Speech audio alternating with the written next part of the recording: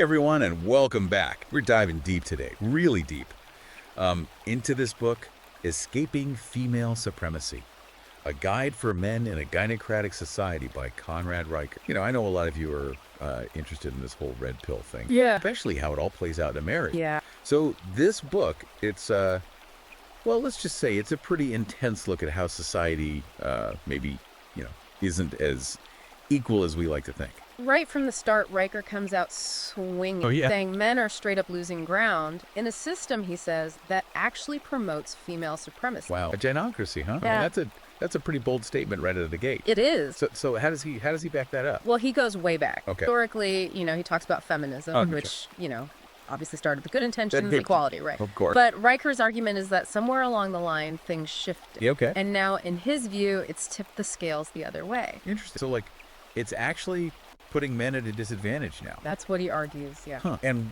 what does he think caused that shift? Well, he points to a bunch of societal changes. Like what? Like women entering the workforce, in huge numbers. Right. And then obviously, how family structures have totally changed. Yeah. So he thinks all of that contributed to this, this power shift, you could say. Okay, so it's not just like one single event. It's more like a gradual thing. More like a ripple effect. A ripple effect. Okay, I like that. But, he doesn't stop there, does he? Oh, no. I mean, he goes on to talk about all these institutions. Yeah, he does. Like, education, Right. the media, even the legal system. He says they've all been, captured by this ideology. Yeah, that they're all kind of working together to shape how we see things. And ultimately disadvantaging men. According to Riker, yeah. So give me an example. What kind of stuff is he talking about? Well, one thing that really stood out was this statistic about college. Okay. Women now make up 56% of the college student population. Wow, that's a big number. It is. I mean, does he think that's a problem? He sees it as a symptom of a system that's failing boys. Failing boys. Yeah. Huh. Yeah. I can see how some people would say that. Definitely. I mean, thinking long term about male representation in different fields. What happens to those male-dominated industries? Yeah, right. I mean, have you noticed those kinds of patterns? It's definitely something to think about. It's all connected, right? The media, the legal system. Oh, yeah, he talks about that too, doesn't he? Yeah, how men are often portrayed. And then especially in family law, Right. He sees all that as reinforcing this gynocracy idea. So it's almost like a self-perpetuating cycle. Kind of, yeah. Like a feedback loop. Makes you think, doesn't it? Yeah. Makes you wonder. Have you ever felt like the system was kind of like working against you? Just because you're a man. I mean, it's complicated. But it does make you think about how things work, It really does. And you know what else gets me? What's that? When he talks about boys growing up in all of this. Yeah, that's a big part of his whole argument, this idea of the plight of boys in a female-dominated society. I mean, it's a pretty heavy statement, right? It is. So what exactly is he, worried about? What are the specific challenges he sees? Well, he looks at the education system. Okay. Says it's, kind of set up to favor girls, like their learning styles, how they learn best. And he uses, stats to back that up. Stuff like ADHD diagnoses, Right. higher rates in boys, dropout rates too. It's funny, right? Because we always hear about, the problems girls face in STEM and things like that. Yeah. But he's saying it's actually the opposite. He is, in this context at least. But it's not just school, right? He talks about the media too. Yeah. And how, men are often shown. Like all those stereotypes, right? Yeah, exact. Aggressive, Yeah. emotionally closed off. Yeah. And what does he say that does to boys? Well, to their self-esteem and how they see what it means to be a man. They gotta have an impact, right? Huge, probably. You see that stuff enough, you start to think maybe that's just how it is. And then if there aren't any good examples out there. Right, like positive male role model. Yeah, exactly. That's where the, he calls it a crisis of masculinity comes in. That's pretty serious stuff. It is. So what's the answer? I mean, what does he say men can do? How can we, help boys deal with all this? Well, he's big on mentorship. Having those good role models around. Fathers, right. Especially fathers. Being involved. Showing them, what it means to be a good man. So it's kind of like going back to basics, those more traditional values. I guess you could say that. He also talks about, teaching them practical things like financial independence. Oh, okay. Being self-reliant. Yeah. Things they'll need. Especially, he says, in case of divorce. Huh. It's like he's saying, get ready to go it alone. Don't depend on anyone else. Yeah, there's definitely that thread in there. Wow. I mean, what about just, thinking for themselves? Oh, that too. Big time. Critical thinking. Questioning everything. What you see in the media. not just accepting what you're told. But not just the practical skills, but also the mental tools Right. to really analyze stuff, And make your own decisions. Yeah, exactly. He says, be aware, know your right, protect yourself. Even, with things like prenuptial agreements. Prenups, that's pretty serious. It is, but it fits with his whole, be cautious, be prepared kind of thing. Especially in marriage. Especially in marriage. Man, it's a lot, isn't it?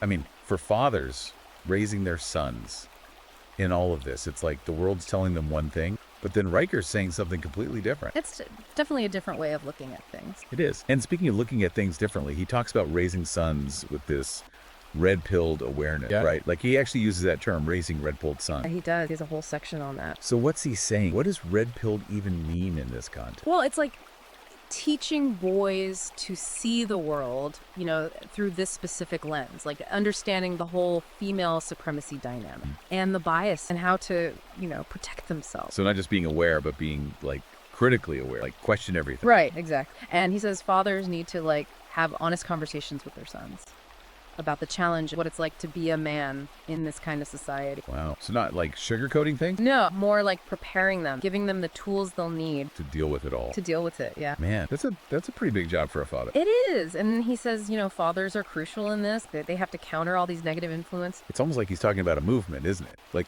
a whole bunch of fathers all raising their sons this way to, change things. Yeah, there's that energy to it. Definitely. That's pretty intense stuff. It is. But, I think it's good to talk about this stuff, even if it's uncomfortable. Definitely. And I think Riker's book, even if you don't agree with everything, it makes you think. For sure.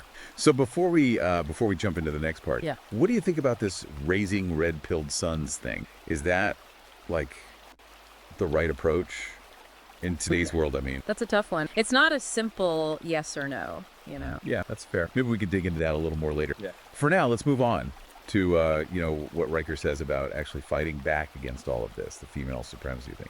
Okay, so we've talked a lot about Riker's take on all the challenges that men are facing, and a system he says is biased against them. But he doesn't just leave us hanging, does he? No, not at all. He actually talks about fighting back. Yeah, he does. Actually creating change. So he's not just complaining about it. He's actually saying, hey, we can do something. Yeah, he's all about taking control. Men taking control of their lives, not being passive. Okay, so where do we start? I mean, where does he say men should start with all this? Awareness, that's his big thing. Awareness.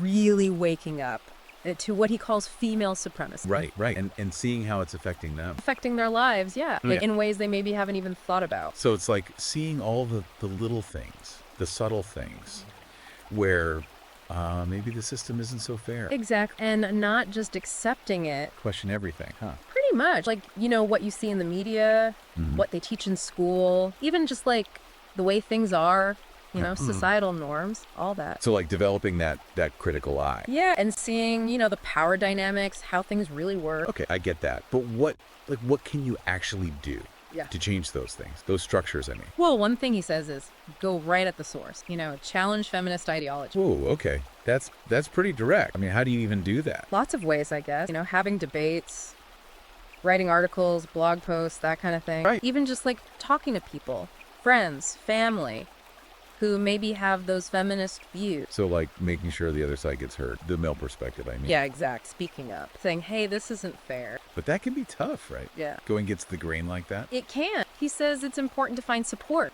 people who get it. Makes sense. You don't want to feel like you're, out there all alone. Right. So things like men's rights groups, online forum, even just, finding other guys who feel the same way. Okay, so build that community. But is it all just talk? I mean, does he have any ideas for real action? Oh, yeah. He's big on legal and political stuff. Really? Like what? Getting involved in politics, voting for the right people, and then advocating for changes to laws and policies that, he sees as harmful to men. So taking that awareness and using it to actually shift things. Exactly. It's a long game, he says. But, that's how you really create change. Makes sense. Now, what about the individual? What about just working on yourself? He talks about that too. A lot, actually. Okay, so what's he saying?